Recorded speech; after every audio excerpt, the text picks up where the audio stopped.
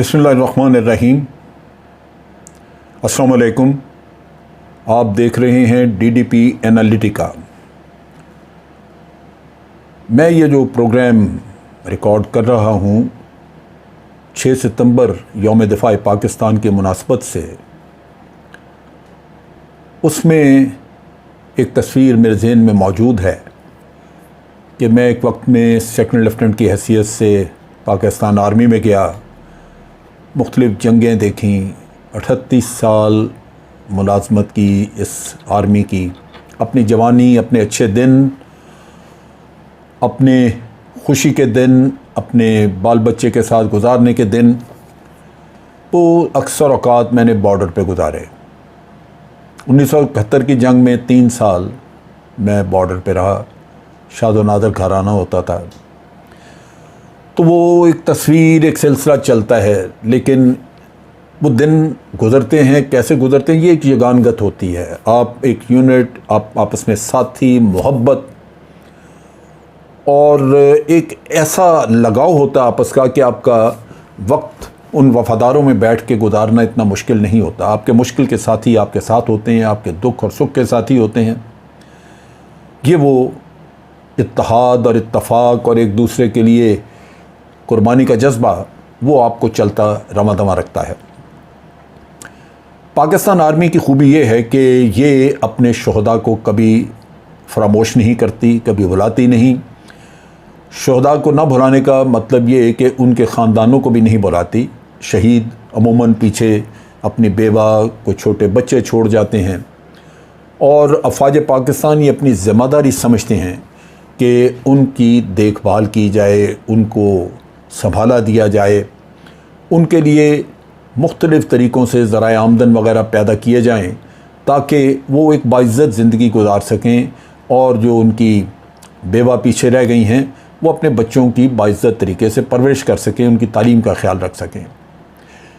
इन शहदा को याद करने के लिए हर साल हमारे GHQ में भी और तमाम कोर हेडक्वार्टर्स में अपनी जगहों पे शहदा के लिए फंक्शंस किए जाते हैं।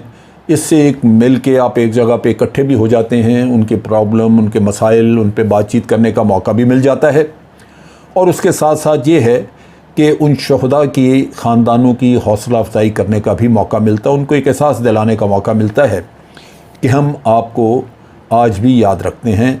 ये आपके जहन में रहना चाहिए कि GHQ या आर्मी की तमाम यूनिट्स या जहाँ जहाँ भी आपके लोग रहे हैं वो उनको भूले नहीं हैं।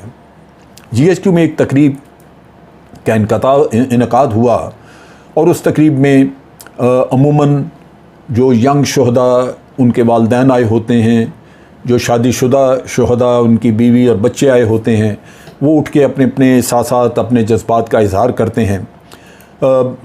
यहाँ पे एक शहीद कैप्टन की वालदा को आगे बुलाया, और उसने आके इंतहाई जुर्रतमंदाना अंदाज में कहा कि मेरा बेटा वो मुझे यूँ बता के गया, वो शहीद होके आया, उसके जब मुझे यूनिफॉर्म और उसकी टोपी पकड़ा गई, मैंने अल्लाह का शुक्र अदा किया कि रब्बुल आलमीन ने मुझे भी ये एजाज़ दिया है।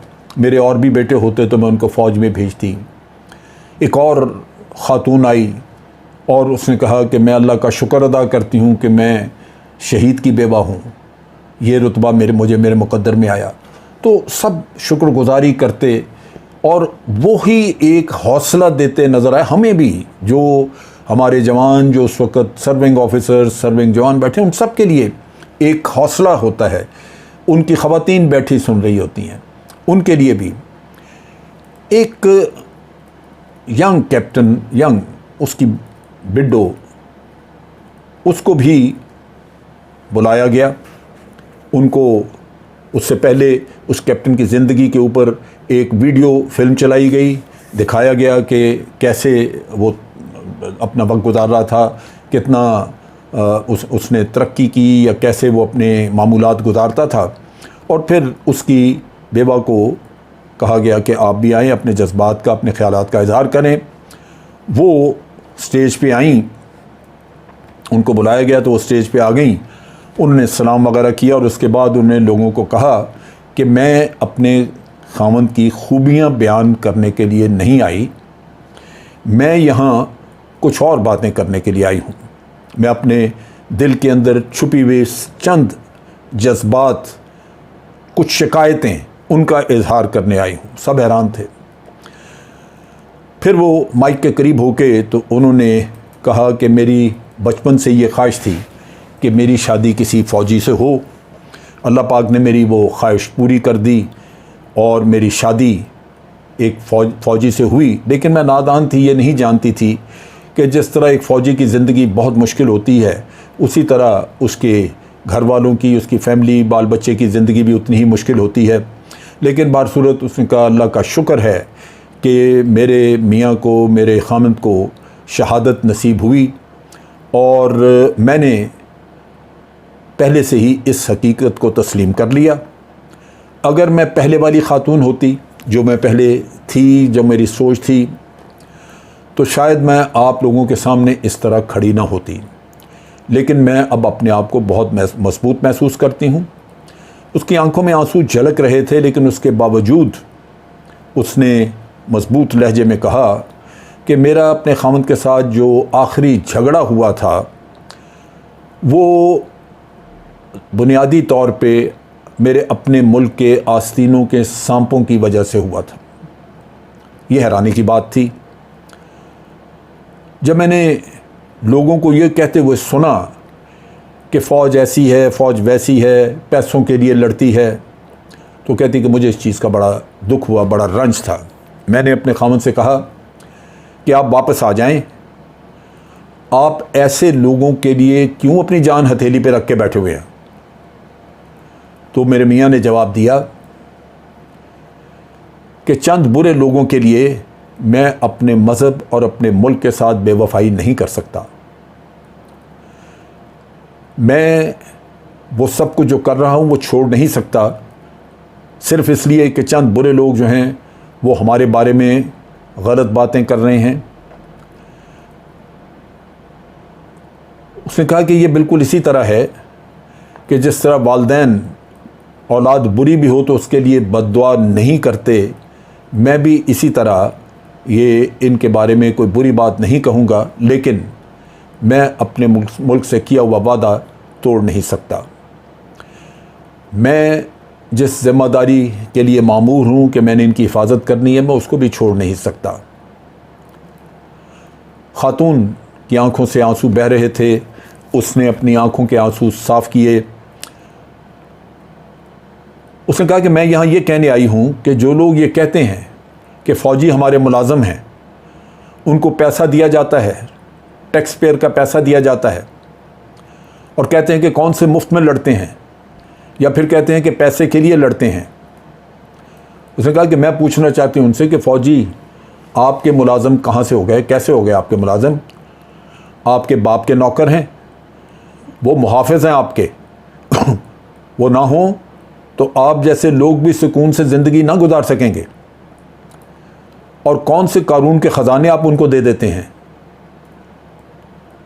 उनके उन मुलाज़मों के सरहदों के साथ साथ आपके अंदरून मुल्क के मामलात को निपटाना वही कम नहीं है। सैलाब आ जाए, ज़लज़ला आ जाए, या कहीं आग बुझानी पड़ जाए, गाड़ियों के हादसे हो जाएं, सियाहती मुकामों पे आपके सयाह फंस जाएं, तो फिर आप इन्हीं को इस्तेमाल करते हैं, इन्हीं को याद करते हैं। यही लोग तो हैं जो आपके काम आते हैं, जिनको आप कहते हो कि ये हमारे मुलाज़म हैं, और जिनको कहते हो कि ये पैसे के लिए लड़ते हैं। खातून की आवाज़ में गरज थी, वो गूंजती हुई बोली, चले मैं आपको 1 लाख रुपया देती हूँ, मुझे सिर्फ एक रात हिंदुस्तान पाकिस्तान के बॉर्डर के ऊपर गुजार के दिखा दें, मैं अपना घर तक बेचने को तैयार हूँ, मेरी बेटी का बाप वापस ला के दे दें। वो चंद सेकंड्स के लिए रुकी। उसने कहा कि रूह कांप जाती है इंसान की अगर वो एक रात गोलियों की बौछार में बॉर्डर के ऊपर गुजारने का ख्याल भी जहन में लेके आए। और कौन सा ख़जाना मिलता है इन फ़ौजियों को? क्या कोई 15-20 हज़ार, 25 या 30 हज़ार के लिए अपनी ज़िंदगी दांव पर लगा सकता है? और कोई रुपया पैसा अपनी जवानी और अपने घर वालों से बढ़कर भी समझ सकता है? अपने फैमिली, ख़ानदान, उसको तो भुलाया भी नहीं जा सकता। ये लोग जो लड़ते हैं ना, आपकी हिफाजत करते हैं ना, ये सिर्फ इसलिए करते हैं क्योंकि ये अपने मज़हब और अपनी धरती से प्यार करते हैं।